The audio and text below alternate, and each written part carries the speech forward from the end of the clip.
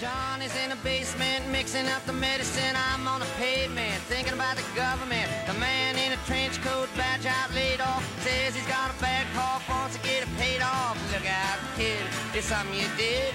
God knows when, but you're doing it again. You better duck down the alleyway.